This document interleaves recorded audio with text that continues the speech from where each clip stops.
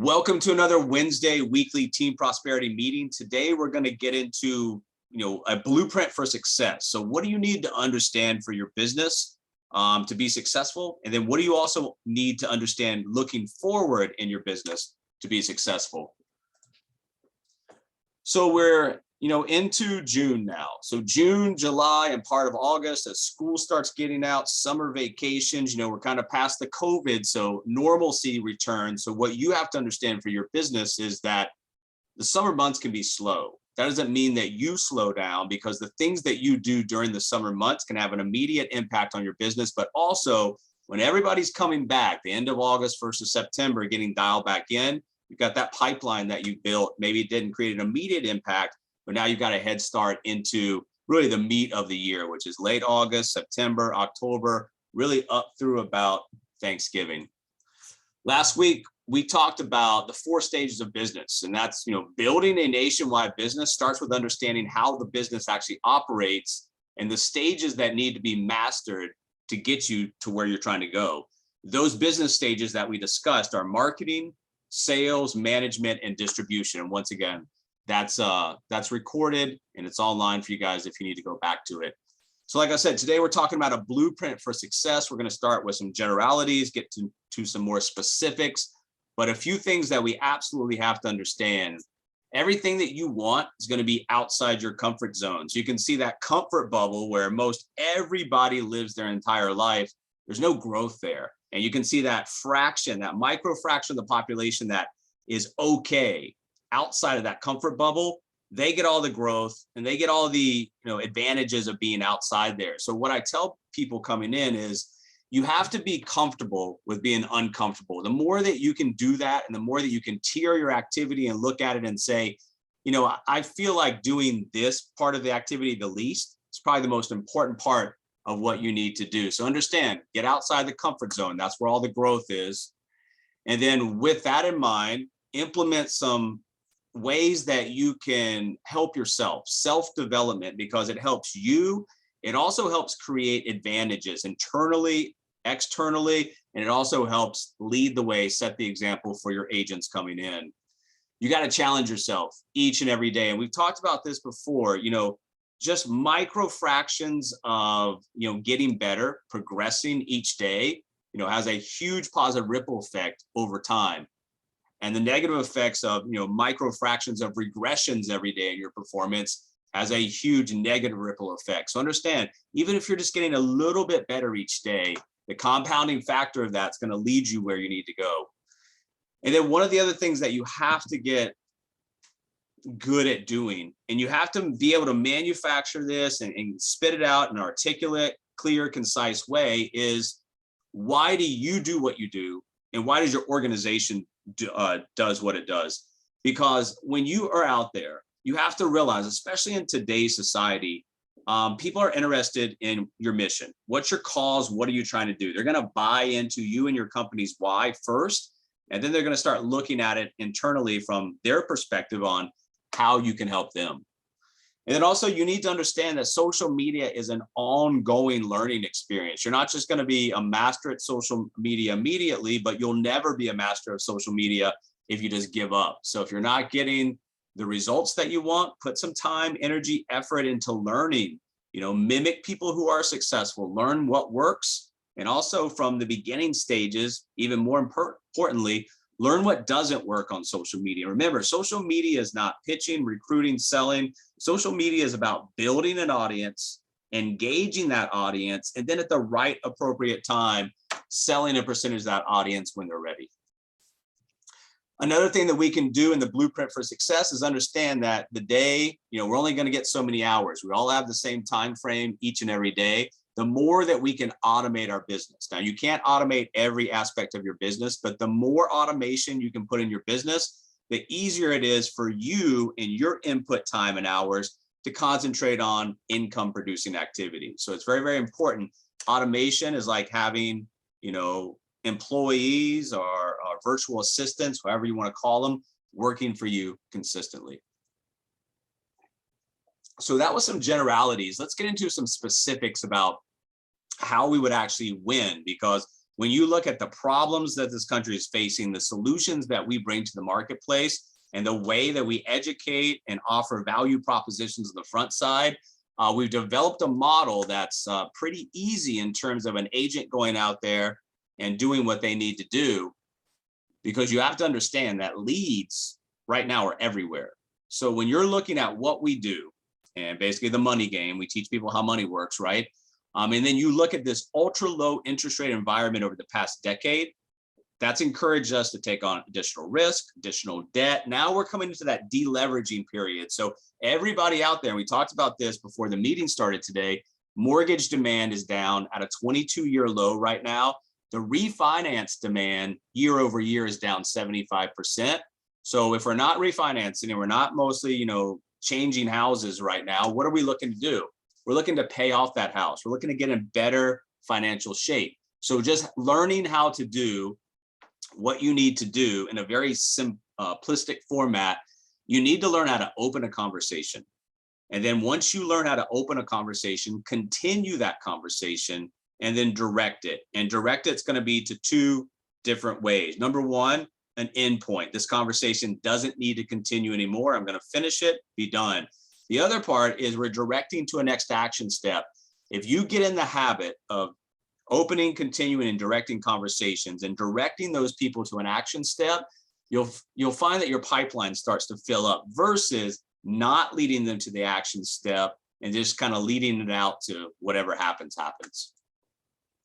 So when you're opening conversations, you need to realize that, we've talked about this previously. Billy Mays was an excellent pitch man. He got started on Atlantic City boardwalks, and basically he says that you've got to develop conversation that will encompass a lot of people around you, so you have the opportunity to talk to as many people as possible. Same thing when you're out in the marketplace, are you tired of inflation? Or you think the stock market's going to be going up or down? You're wanting to get some feedback. You're wanting to get some engagement. You're wanting to ask questions that, like I said, engages the other side, ask for their opinion, request their answer. And once you start to just ask general questions, that opens conversations. And now based on that feedback and that information that you're getting, probably uncovering something where we can continue and direct that conversation to the appropriate place. We have to understand, guys, that people fear money. So you can't be aggressive in your stance, even though we understand what we bring to the marketplace is needed. It has value, it has benefits. People are going to fear money. So you need to understand that and digest it. But on the same side, people can't just live in that little bubble of fear their whole life, because something's going to happen. They got to take responsibility for their finances, or they got to get used to taking orders for the rest of their life.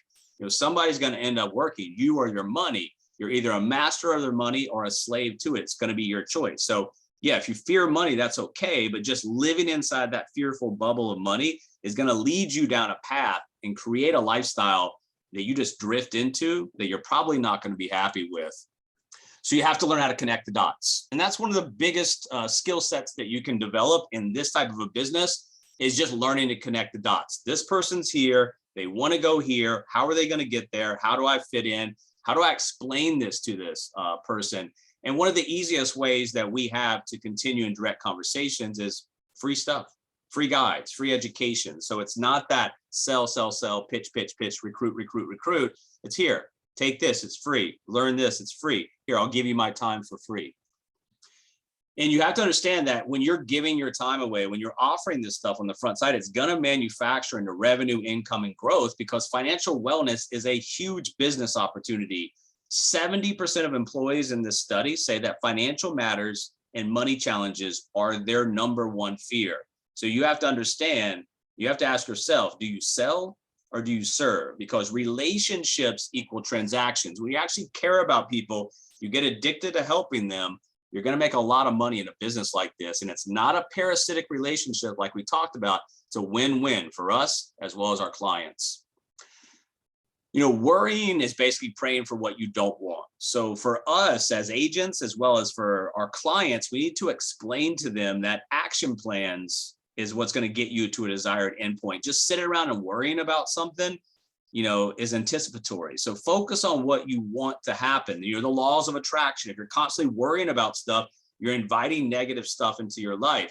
Focus on what you want to happen. Invite that into your life instead of constantly worrying. And like I said, this is when you want to learn how to win, you need to understand this for yourself, and you need to understand this and explain it to your prospects and clients as well.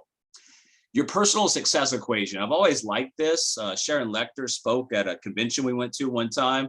And I like this because if you're passionate about what you're doing and you have some talent, that passion plus a talent times the association with the right people in the companies and products and services, and the action that you take plus the faith is going to lead you to success. So if you're missing any parts of these, diagnose the equation, figure out what you're missing, and try to fix that. Because, when you look at what gets in our way, what gets in our client's way, it's typical stuff: lack of clarity, lack of motivation, wrong association, bad habits, self-doubt. Whether I'm talking to a potential agent or a potential client, people need to understand the typical obstacles, roadblocks, pitfalls they fall into, and how to preemptively help them overcome some of that stuff that they might not even know is happening. Because lack of forward momentum for both sides of the business, for your agents and clients, it's going to feel like the walls are closing in, especially for an agent. You bring an agent in and there's no forward momentum. We're not going forward. There's white space on the calendar. They start to have doubts about themselves, the business model, their ability to make money here, and they'll drift and quit. Same thing with the clients. If our clients aren't seeing forward momentum, they're not starting to see some things manufacture, they're going to drift and quit as well. And that comes from, on the client side, your ability post-sale to keep in contact with them, make sure they know that they've got an open line of communication, and you're here to help them, and periodically check up on your clients. The power of association and brand excellence is a big part of how you win. So the products and the services and the companies and the partners that we invite into our little inner circle, they help us. So understand that on the front end, this is very, very, very important. You don't represent a product, a service, a company. You represent yourself. You are the brand. And when you're looking at yourself, building your brand, understand, just like a company builds a brand, you want to build a brand around yourself. Who are you? What are you about? How do you do things? And more importantly, why is it that you're doing what you're doing? A successful business, it does one of two things. It solves a problem or it serves a need. When you look at what we're doing, and when you look at all the statistics and all the buzzwords, and then what industry and what solutions inside that industry we're offering, you're definitely solving a problem. You're definitely serving a need.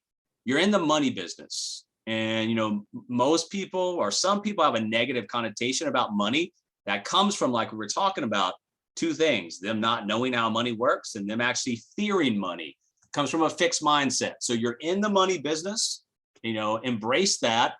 That creates opportunity. We talked about financial wellness is a huge opportunity. So when you look at that on like a macro point and understand the opportunity, how do I dig in? How do I make the biggest impact? I think we've got a clear line to help our clients do that. We have the resources and the tools to create a life that we actually desire for ourselves and our clients. So when you take those two things into consideration, what's left?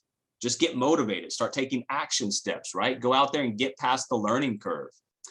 Because a lot of what we do is preparing people for a future, like I said, that we're creating a desired endpoint versus just drifting and facing that lifestyle that most people don't want. That standard of living that we see a lot of retirees have right now, not exactly the golden age. So Social Security, depending on what age you're talking about, what age bracket, it's going to have to change big time, you guys, including payouts and eligibility age. So if you're a younger person counting on Social Security, probably going to be a big mistake. People are going to have to work longer if they don't prepare. This is the non-prepared side, because retirement is not an age. We always talk, I'm going to retire at 65, 67. Well, that's because most people are counting on Social Security to be able to retire. Retirement's not an age if you plan and prepare. We talk about financial freedom, and a lot of people get these misconceptions in their head that that's the fancy cars, the big houses, the boats. Financial freedom is when the income, the passive income that you make from your assets can clear your monthly expenses. That's financial freedom. So understand that some people don't even understand what true financial freedom is, the equation to get there. A lot of what you're doing on the front side is educating. And there's going to be changes ahead. So we talk about things like long-term care. It's only government assistance available now for the low income through Medicaid. So how many of us, that we're living longer lives are going to need some type of LTC in the future? Probably a big majority. First time in history from a tax perspective and a tax standpoint that going forward, your retirement rate is going to be higher than your working tax rate. So the paradigm shift, how do we help people understand what's happening, prepare, and not just survive, but thrive? Remember, challenges equal opportunities for us. And then for the business opportunity, we do the best job for the consumer, in my opinion, because of what we do on the front side, the guides, the free education, we're not asking for much on the front side other than just educate yourself. And through that education, we're leading people to sound buying decisions. So we did the best job for the consumer. We have a level playing field. We're not discriminating on the agent or the client side. And we have the best income opportunity. If you look at the different ways to monetize what we do in this business model, you got different ways on the front side and the back side to monetize your client relationships. Help people, have fun, make money. Pretty simple business model. When you're in the business, then you have the opportunity to do these things. Help people help themselves. And that's a big disqualifier. Somebody actually doesn't want to help themselves. They have no motivation, no goals, no desired endpoint. Anybody can help them get nowhere. Help yourself first and then look to teach others. It's got the ripple effect. People need you. People want you. Can they find you? Do you want to be found? Once again, last week we talked about marketing as one of the stages in the business. You have to let people know that you're in business and that contacts equal contracts. A lot of the legacy building previously has been talked about, life insurance. Life insurance is a very important part of the financial plan, but look at the front part of what most people are struggling with. That's converting debt to wealth. And really, in my opinion, that's the start of the legacy building. Not having assets later in life is a very, very foolish mistake, because not having assets means you don't have any passive income, which means you're going to be working, until you either can't or you fall over. So if you want something, you got to go out and get it, period. And that's a message to both our agents and our clients that life is there to be, molded. You're going to mold your life into things by either taking action or not taking action. So if you want something, if you have something that you want out there, go get it, period. And then from an agent perspective, that means that we have to look internally, and we have to sometimes ask our agents that are coming in, are you interested or committed in your life, business goals, and dreams? Same thing on the client side. At some point, is there interest or is there commitment to getting to a desired endpoint for their financial plan? Because everybody has a choice. Being a sucker is a choice. Stop being a sucker is also a choice. So learning how money works is taking that conversion factor from the unknown, fixed mindset, not really having any idea, understanding about how money works, and we're taking them to a new kind of fork in the mindset.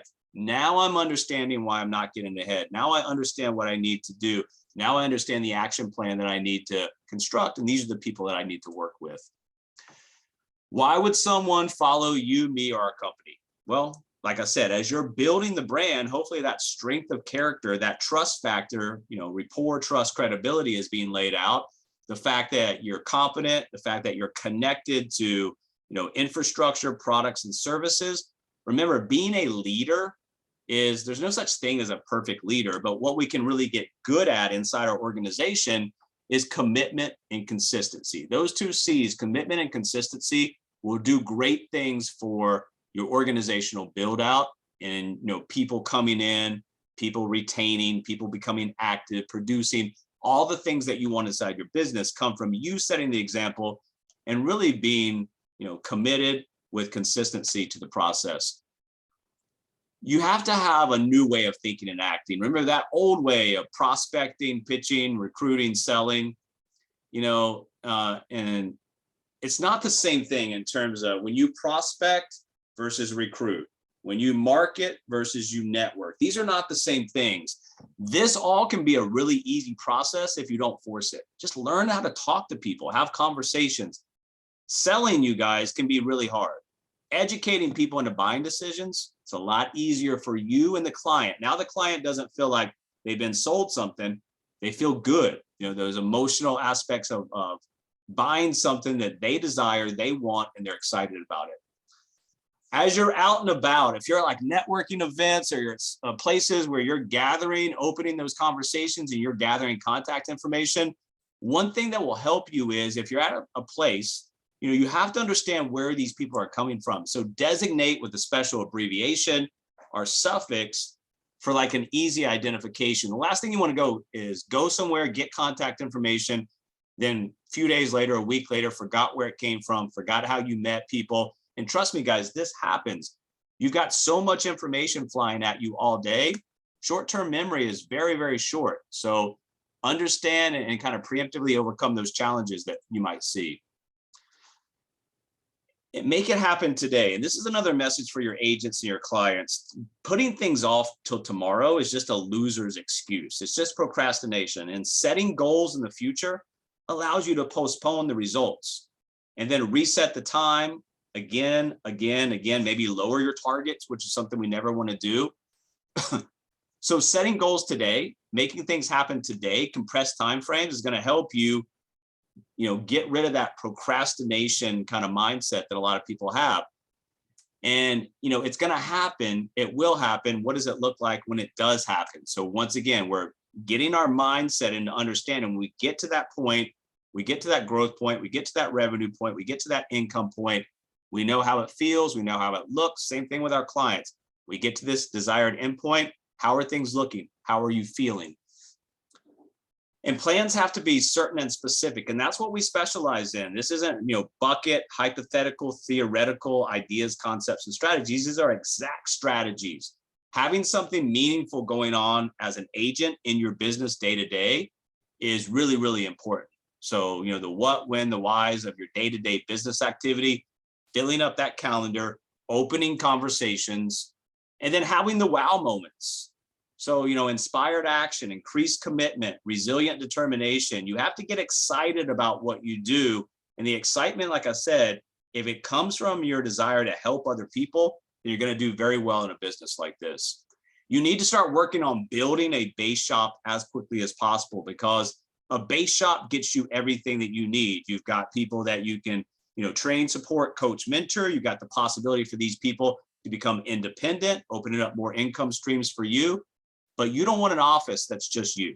So in a physical office terminology, if all the lights are off, the doors closed, and it's all on you, it's going to be pretty depressing after a while. When you get people around you working on common goals, it has a huge positive ripple effect for your business. At the end of the day, guys, it's very, very simple. Who got up first today, you or failure? Because you have to plan each and every day. And if you wake up in the morning, you grab your cup of coffee, you sit down at your desk and you have no idea what to do, the day's already lost. You have to plan your days, and you have to execute your days, and you have to work on yourself. This business works. You have to work on yourself. Leadership is everything in our business times 1,000. If you become a leader and you build leaders, you will be richly rewarded for that. And I always tell you guys to look at your business as a digital factory. How's your factory looking today? What's your plans for your digital factory next week, next year? So at the end of the day, this is my time, my turn, my life, my future. That's once again a message on both sides of the fence to our agents and our clients. This is an opportunity for you to take control, you to have a plan of action, execute, and get to a desired endpoint you actually desire versus, like we talk about, just drifting into an unknown outcome. Last 3 things I'll leave you guys with is when you're opening those conversations, continuing and directing, you have to understand something's going to motivate your audience. And it's kind of like the carrot or the stick, the pleasure of feeling good or needing to avoid the pain factor. And sometimes, you guys, avoiding the pain factor can be a stronger motivating factor. Like I said, it's the carrot versus the stick. You're looking for pain points that you can help solve. When people understand that, hey, these people have solutions, they care about me, they're on my side, they're leading with education, guides, all these things. When you bring a solution and it's a problem and you can get that in a clear, concise, articulate way over to the other side, business will start to come in, referrals will start to come in, and you'll see the growth that you're looking for. So when you're talking to people, remember, these are like general propositions. Hey, if I could, how would you like to? Knowing exactly what to expect, not having to worry about ...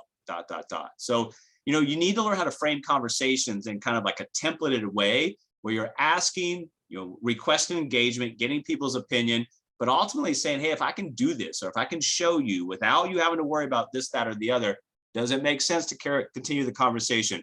Does it make sense for you to pick up the guide? Does it make sense for you to get the free online education? And the final thing I'll leave you guys with today is the gold is in the follow-up. And I know this is not breaking news or not new news to you guys, but I see a lot of agents, and the automation will help you guys continue to stay in front of people, but you can't just have automation continuously. That gets stale. There's no personal touch. We call it high tech and high touch. So you have the automation, you have the infrastructure online. There's got to be somebody on the other side making that personal connection. And the gold is in the follow-up. Follow-up can separate a $50,000 earner from a $500,000 earner. So there's not much that separates income. One of those things is, how well or how well you follow up, or how well you don't follow up. And we'll continue this conversation next week. We're going to use the summer months to make sure that you guys are in a position to capitalize on the immediate income or the immediate outcomes of what you can do right now. But more importantly, set ourselves up for that, 90 to 100-day run, late August, September, October, early November, to make sure that we are making this happen. We're in a power position, guys. We're in the driver's seat. All the macroeconomic trends are on our side. Just learn how to go out there and open conversations.